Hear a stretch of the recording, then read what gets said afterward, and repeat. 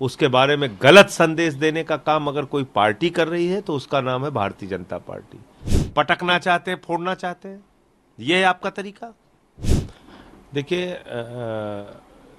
भारत जो है वो विविधताओं में एकता वाला देश है। यहाँ अलग अलग धर्म हैं, अलग अलग जातियाँ हैं, अलग अलग भाषाएं हैं, और हमारी खूबसूरती ये है कि इसके बावजूद हम सब लोग मिलकर एक साथ रहते हैं। हमको सभी धर्म का सम्मान करना चाहिए और किसी के धर्म के बारे में किसी को टिप्पणी करने की आवश्यकता नहीं है, बिल्कुल नहीं करना चाहिए, इस बात से बचना चाहिए।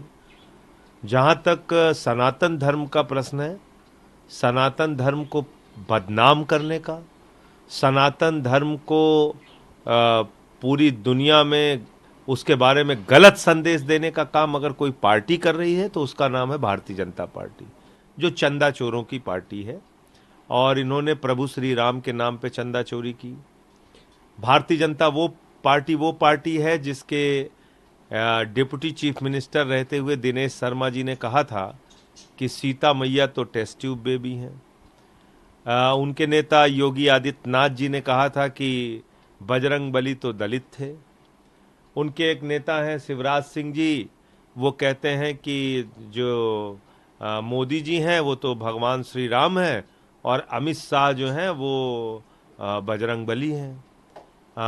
इन लोगों ने काशी के अंदर 300 से ज़्यादा शिवलिंग तोड़े, और दिल्ली में इन लोगों ने, आपने देखा कि किस तरीके से फाउंटेन के लिए शिवलिंग का इस्तेमाल किया, अपमान किया शिवलिंग का, और उसके बाद बेशर्मी के साथ इनका बैठा हुआ एलजी उसको डिफेंड भी कर रहा है, उसको महिमा मंडित कर रहा है कि हाँ ठीक है, शिवलिंग का अपमान हो गया। फव्वारा देखो उसमें।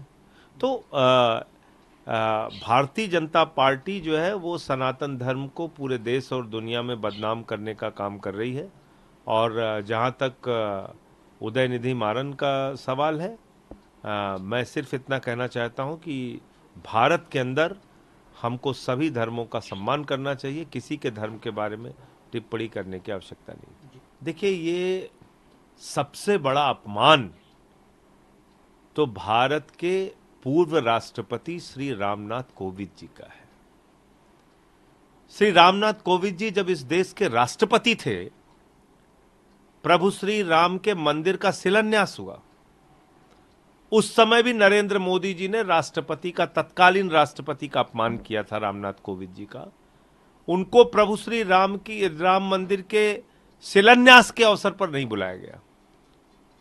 और जब उनको बदनाम करना है एक विवादित विषय पर, वन नेशन वन इलेक्शन के विवादित विषय पर, तब आप एक पूर्व राष्ट्रपति की गरिमा को गिरा रहे हैं।